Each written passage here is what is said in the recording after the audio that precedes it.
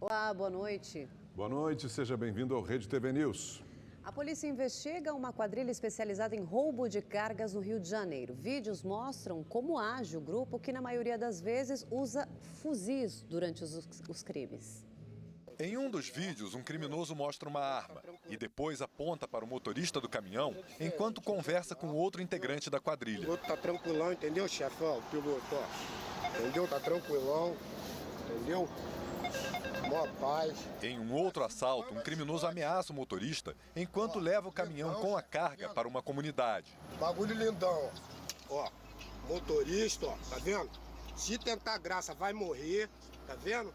Como é que nós é? Mas é assim, ó, bora. Daqui a pouco nós estamos chegando aí, chefe. Nos vídeos, a quadrilha, que seria da favela Nova Holanda, no Complexo da Maré, mostra que gosta de ostentar as armas pesadas usadas nos assaltos, normalmente fuzis. A polícia investiga se os criminosos que aparecem nos vídeos pertencem a uma das maiores quadrilhas de roubo de carga do Rio de Janeiro. O grupo atua principalmente nas vias expressas do estado, como a Linha Vermelha e o Arco Metropolitano, além de rodovias como a Dutra. Os bandidos também pesquisam os alvos e rondam as empresas antes de selecionar qual carga será roubada.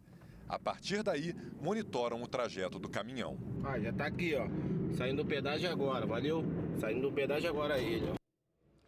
E veja agora os outros destaques desta edição. Governo Lula anuncia 16 ministros. Lista tem vice Geraldo Alckmin na pasta do Desenvolvimento, Indústria e Comércio. E 6 mulheres. O orçamento do ano que vem é aprovado com R$ 600 de Bolsa Família e aumento no salário mínimo. É de chorar. Cebola acumula alta de 120% só nesse ano. Essas e outras notícias você vê aqui no Rede TV News. Imagens divulgadas hoje mostram o momento exato em que um soldado da Polícia Militar de Pernambuco atira contra colegas. 2 oficiais morreram. O soldado da Polícia Militar de Pernambuco, Guilherme Barros, entra na sede do 19º Batalhão, localizado na zona sul do Recife. Ele passa correndo pela recepção. Segundos depois, o PM entra na sala de monitoramento e abre fogo contra os colegas. Na ação, o tenente Wagner Souza morreu na hora. A major Aline Lopes Luna ainda chegou a ser levada para o hospital, mas não resistiu. A oficial foi enterrada hoje com honras militares. Outros 2 militares ficaram feridos. Antes do atentado, o PM havia assassinado a ex-esposa, Gleice da Silva, que estava grávida. Depois de disparar contra os colegas, Guilherme Barros se matou. Na tarde desta quinta-feira, um vendedor ambulante foi baleado na rua 25 de março, em São Paulo. Ele foi atingido por um tiro na cabeça e outro na perna. De acordo com a Guarda Civil Metropolitana, que fez o primeiro atendimento, ele foi encaminhado em estado grave ao pronto-socorro da Santa Casa, mas não resistiu aos ferimentos e morreu. De acordo com a polícia, o crime teria sido cometido por causa de uma briga por uma disputa de ponto com outro ambulante. Um barco de pesca afundou no litoral catarinense. Um homem morreu e outros 19 foram resgatados com vida. O naufrágio ocorreu no início da manhã na praia do Pântano do Sul, em Florianópolis. Uma embarcação que passava pelo local conseguiu salvar vários pescadores. O grupo de busca e salvamento da região foi acionado e ajudou a resgatar as vítimas. Um homem de 52 anos se afogou. Ele chegou a ser levado com vida para a faixa de areia, mas teve uma parada cardiorrespiratória e morreu. O barco, especializado na pesca de atum, era de Itajaí, litoral norte de Santa Catarina. O comando da Marinha enviou peritos ao local para identificar as causas do naufrágio. O presidente eleito Luiz Inácio Lula da Silva anunciou os nomes de 16 futuros ministros. Artistas, especialistas e políticos que apoiaram o Partido dos Trabalhadores durante a campanha eleitoral foram escolhidos por Lula. Os nomes anunciados serão chefes de ministérios estratégicos. Destaque para o vice-presidente eleito, Geraldo Alckmin, que vai acumular função e estará à frente do Ministério do Desenvolvimento, Indústria e Comércio.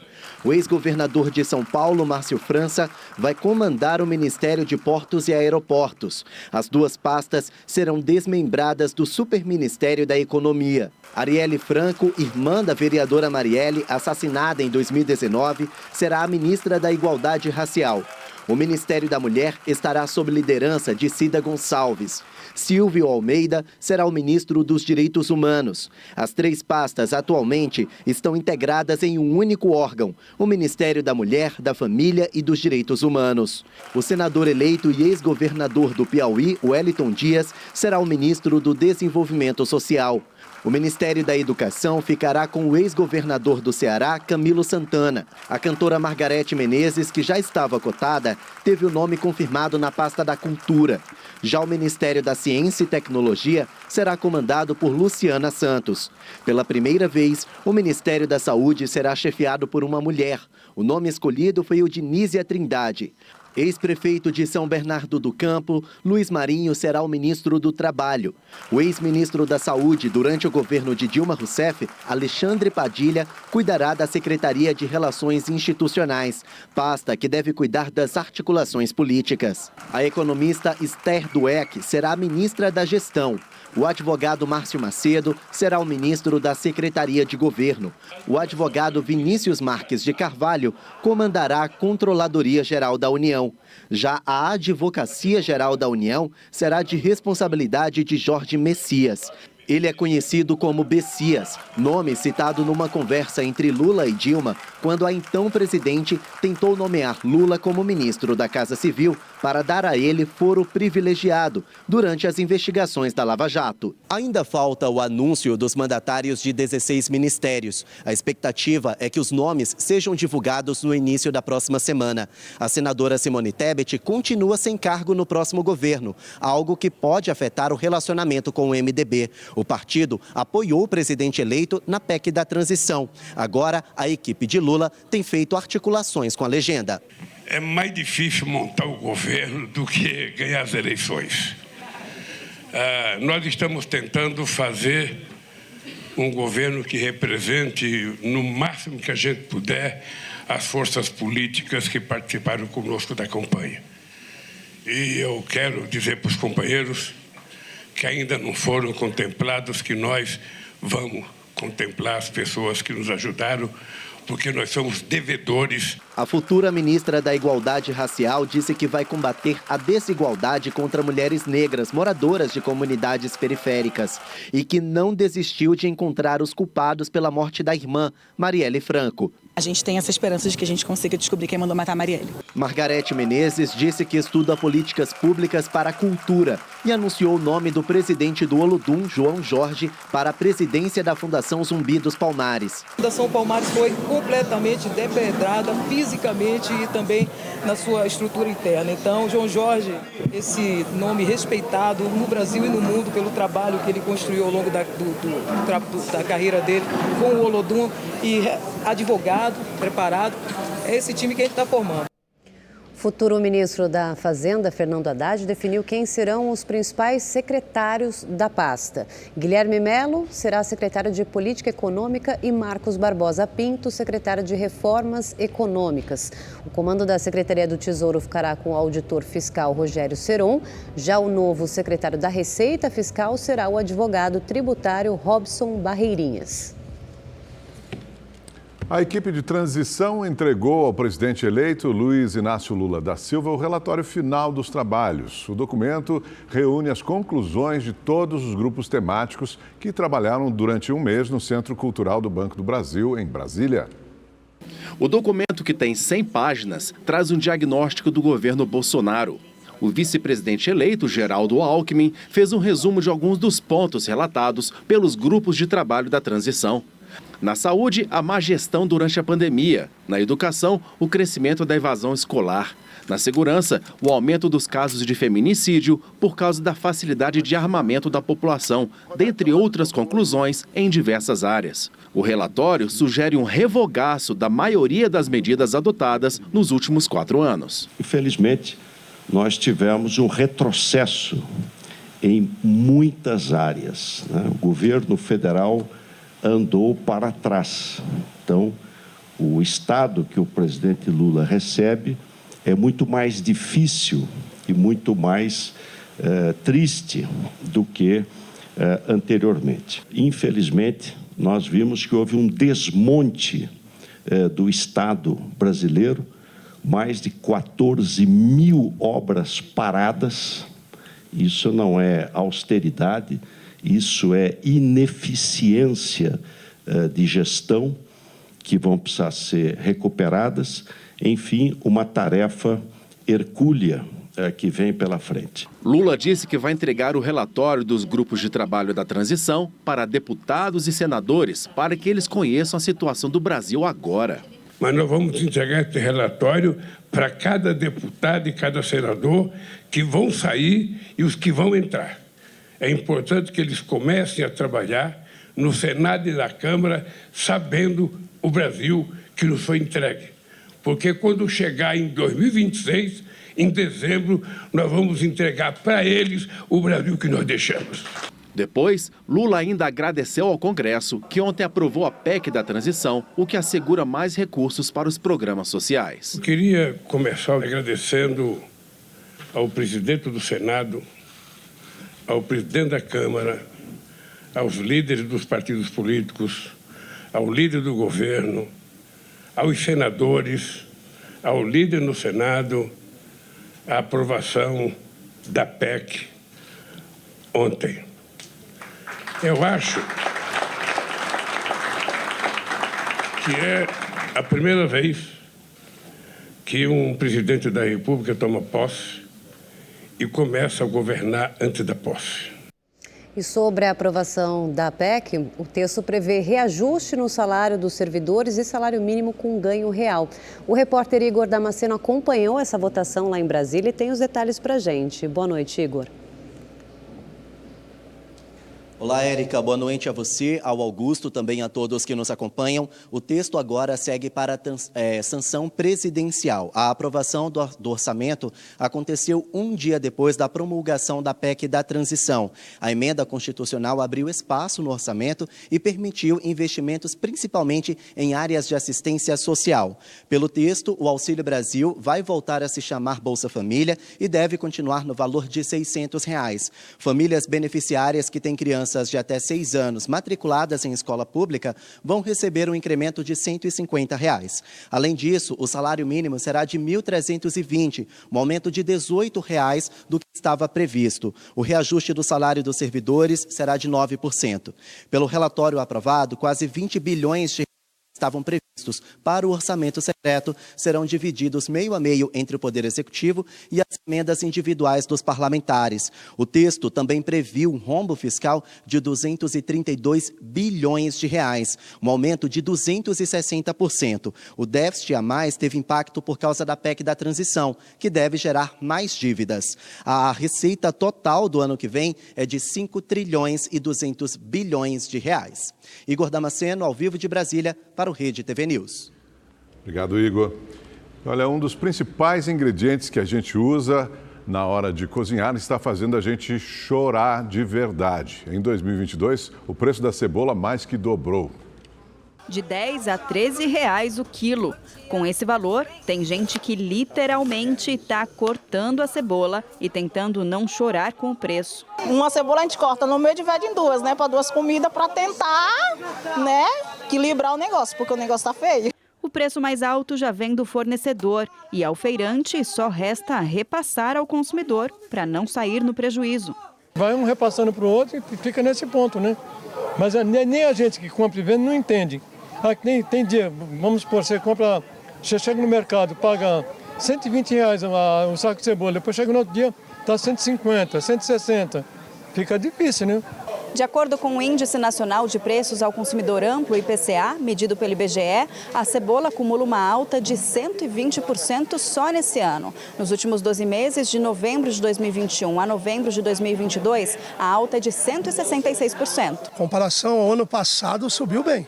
No ano passado, o máximo, ela chegou a 80, 90, 100 reais no máximo. Esse ano a gente pagou cebola R$150. E o consumidor reclama muito do preço? Ah, reclama. Esse economista explica que os fatores climáticos resultaram na diminuição do plantio, o que contribui com o aumento do preço. Com menos área plantada, a gente tem menos produção. Com menos produção, o preço acaba aumentando, né? A demanda é praticamente a mesma ao longo do ano, de um modo geral. Então, isso acaba com menos produção, gerando esse aumento de preço tão expressivo, né? Dona Célia conseguiu um preço que coube melhor no bolso. Levou esse pacote por R$5. Eu pego sempre de senhor, o preço dele continua o mesmo. Pesquiso por aí, está um pouquinho mais caro. Mas eu peguei, né? Porque eu peguei, tem vários lugares para ele comprar, né? A gente depende dele, né? Mas depende mais dele do que ele da gente, né? Coloca uma promoção? Então, porque se não compra aqui, compra no outro lado, né? E nessa briga de preços e descontos, é preciso se ajustar para não perder o ingrediente, que para alguns é a estrela do prato. Aqui nesse restaurante, o carro-chefe é a sopa de cebola. Para cada panela dessa, vão 20 quilos de cebola e rende aí 100 porções, que antes custavam R$16 cada. Agora, com a alta do ingrediente, a sopa subiu para R$18. Não adianta eu fazer com qualquer cebola essa sopa, porque ela não vai ficar legal, entendeu? Eu uso da melhor qualidade possível. Então eu não posso baixar baixar minha qualidade para manter preço. Isso daí seria injusto, inclusive para os clientes que já conhecem a sopa, né? Então eu vou tentando aumentar no que eu posso, para também não ter prejuízo, né? E o consumidor precisa esperar. O preço da cebola só deve baixar de novo em 2 ou 3 meses. O cenário, tanto hidrológico quanto climático, de um modo geral, para o ano que vem, ele está bem irregular, né? Apesar dessas chuvas que já são esperadas no verão, né? Então, a partir de fevereiro, com as chuvas normalizando, um volume um pouco menor, isso deve estabilizar o preço a partir de fevereiro ou março. A greve dos aeronautas chega ao 4º dia e as paralisações têm causado transtornos a passageiros em vários estados do país. Ao vivo, o repórter Murilo Rincon traz mais informações para a gente. Murilo, eu queria saber, uma nova proposta já foi feita para a categoria? Já sim, Érica, boa noite para você, para o Augusto e para todo mundo ligado aqui com a gente. Olha só, no início da tarde de hoje, uma audiência com o Tribunal Superior do Trabalho foi realizada juntamente com a categoria, onde foi apresentada uma nova proposta por parte das companhias aéreas. A oferta, ela é bastante simples, viu? Trata basicamente da renovação da convenção coletiva aí na sua íntegra, a renovação também das cláusulas econômicas com reajuste do INPC e mais 1% de ganho real. Essa proposta, ela deve incidir sobre as diárias domésticas nacional, o piso salarial, seguro, multa por descumprimento da convenção coletiva e também sobre o vale alimentação. A votação que irá definir se a categoria aceita ou não essa nova proposta já está acontecendo e vai durar provavelmente até a meia-noite de hoje. Caso haja uma negativa por parte aí da maioria desse pessoal, a greve de amanhã, sexta-feira, estará mantida. Mais cedo, a Infraero informou que hoje, aqui em Congonhas, 25 voos foram cancelados e 81 tiveram que ser atrasados. Em Guarulhos, 2 voos operaram com atraso e nenhum foi cancelado na manhã de hoje, quinta-feira. No aeroporto Santos Dumont, no Rio de Janeiro, 72 voos precisaram aí operar com atraso e 17 foram cancelados. Já no aeroporto do Galeão, também no Rio de Janeiro, 2 voos operaram com atraso, mas nenhum foi cancelado. De São Paulo, Murilo Rincon para o Rede TV News. Promotores querem a revisão das penas dos envolvidos no caso da morte do pastor Anderson do Carmo, marido de Flor de Lis. A gente vai ao Rio de Janeiro conversar com Tony Vendramini, que tem os detalhes para a gente ao vivo. Oi, Tony, boa noite.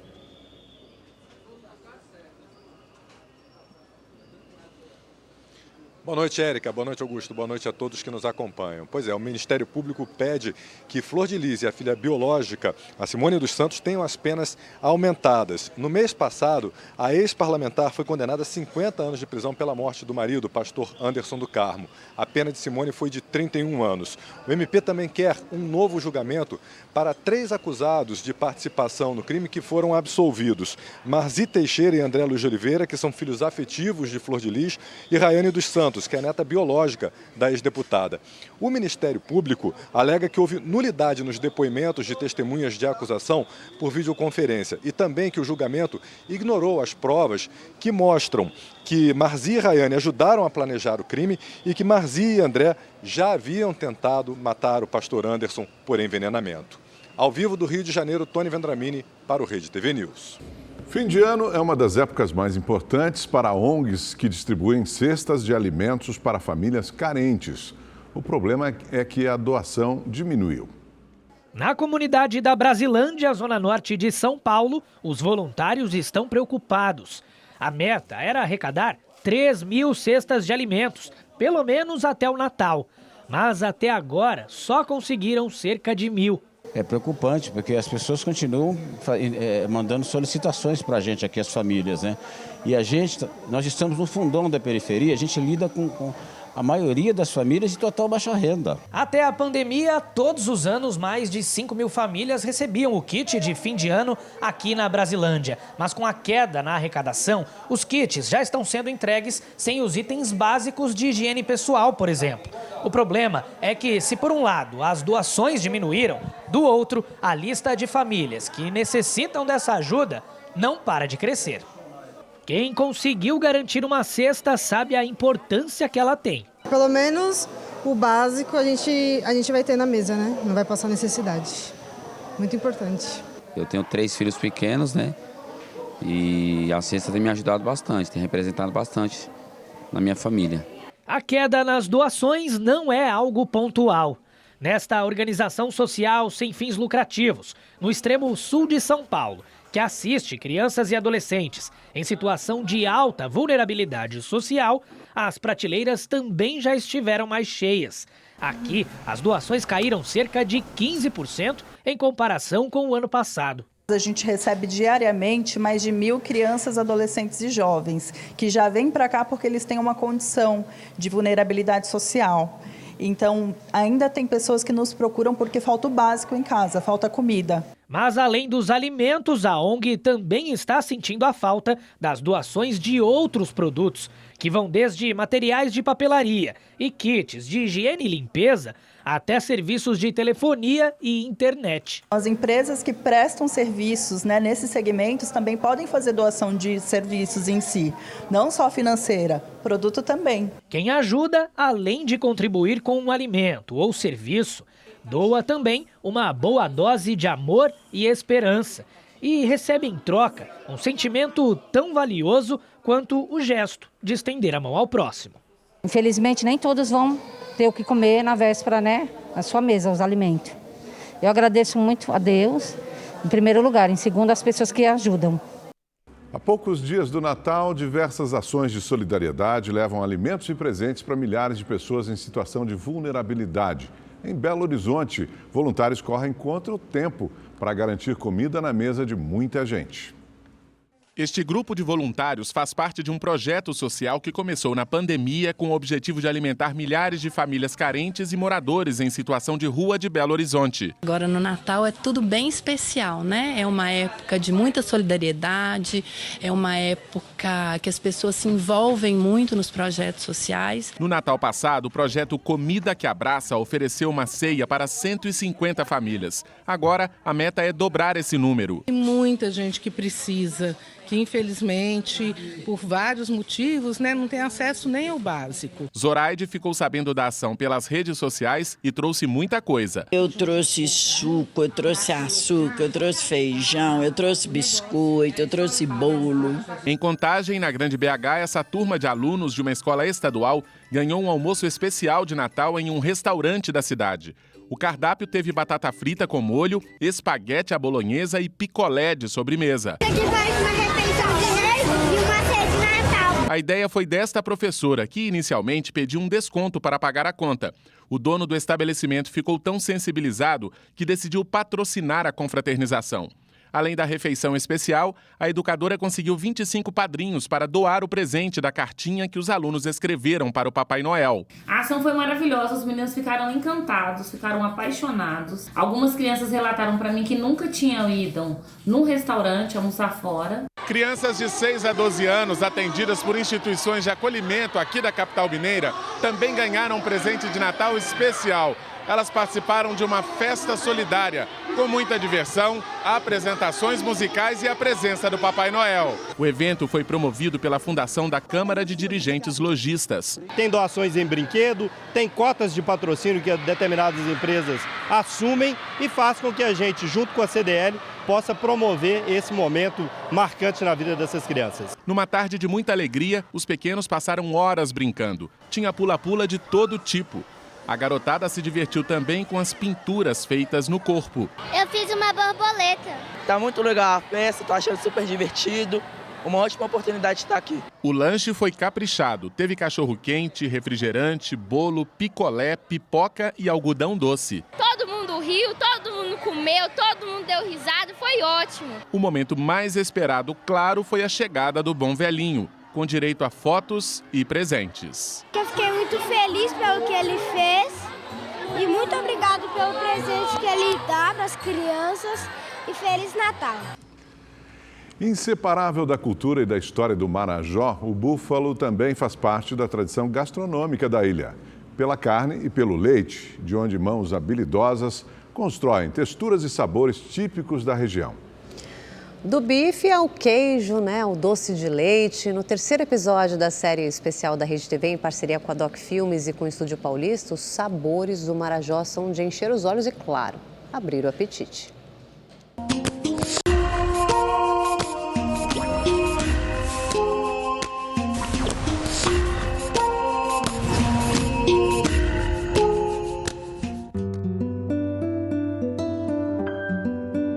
Na ilha de Marajó,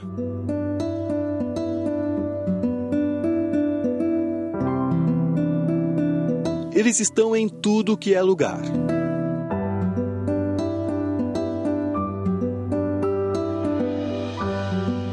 A gente vive em função do búfalo. O búfalo, símbolo do arquipélago, faz sucesso com os turistas.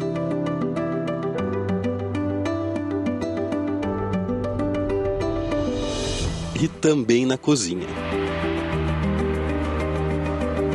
Do leite à carne, o búfalo brilha na gastronomia. Carne normal, só tem que ir onde é que ela supera os outros, no sabor.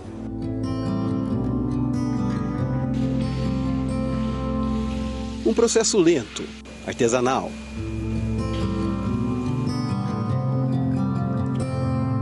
É assim que começa a nascer o queijo do Marajó.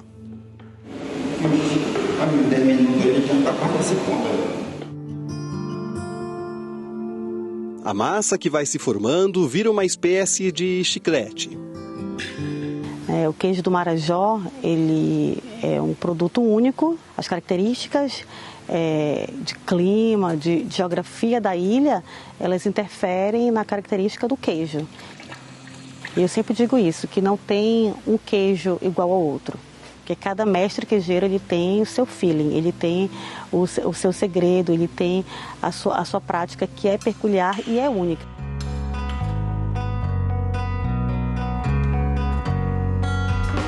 Além do queijo, o leite de búfala do Marajó dá origem a outros inúmeros produtos. A gente também produz a manteiga e o doce de leite. E aí, a partir desses produtos, a gente consegue elaborar outros produtos, como pão de queijo. Então, você tem sorvete com queijo do Marajó, você usa o queijo do Marajó no filé. O filé marajoara é uma das estrelas da gastronomia da ilha. Que é a carne de búfalo,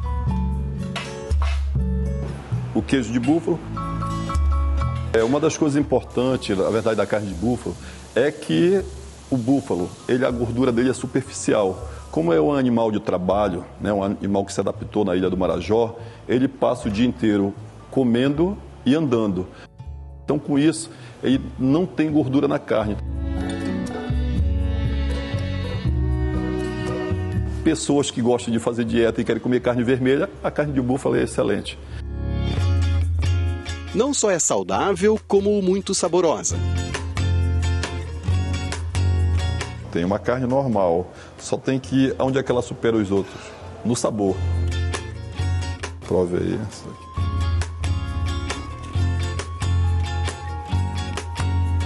O gosto, assim, em relação à carne tradicional que a gente conhece, né, que é de boi, um pouquinho mais forte.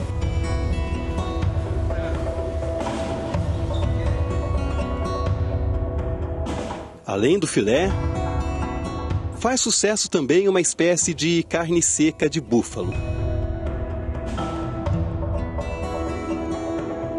Quando se matava um búfalo de 600, 800 quilos, sabe que o búfalo chega até 1 tonelada. Né? Então, onde se iria armazenar essa carne?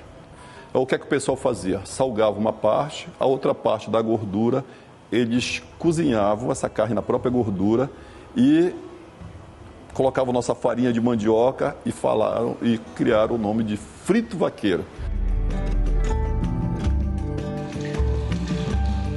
Uma cultura única, riquíssima,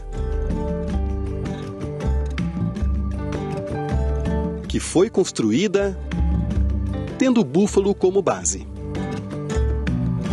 Eu gosto de dizer assim mesmo que Deus é abençoado, na verdade, com o nosso Marajó, né? Quando ele colocou o búfalo para cá, que é a base de sustentação do povo marajoara. Você não vem ver só natureza, né, só praia, só o búfalo, você vai degustar também de um turismo gastronômico maravilhoso.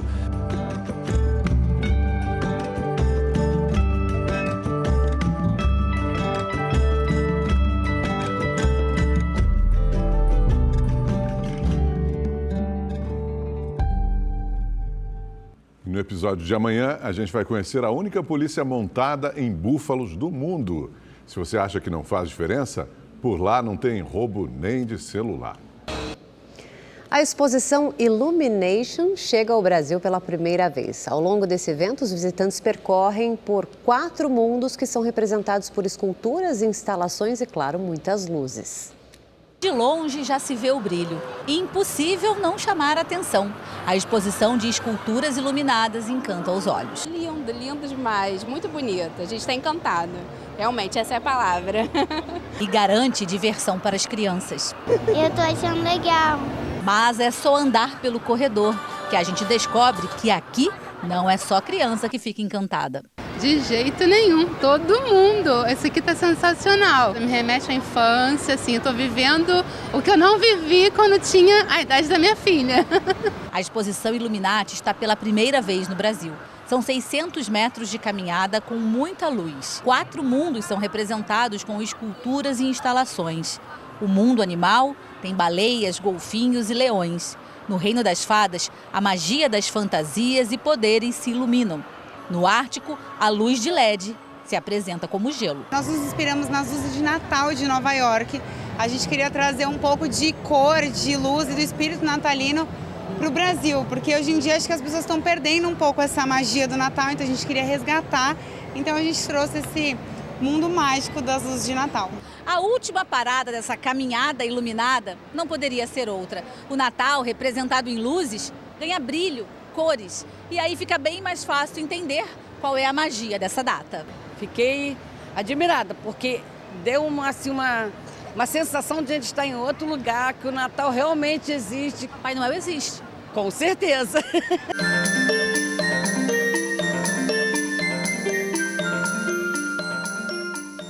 Bom, e se você quiser rever esta edição do Rede TV News ou qualquer outra, é só se inscrever no nosso canal do YouTube. Lá você pode assistir na íntegra todos os programas e vídeos. É só acessar youtube.com/noticias Rede TV. Uma boa noite para você.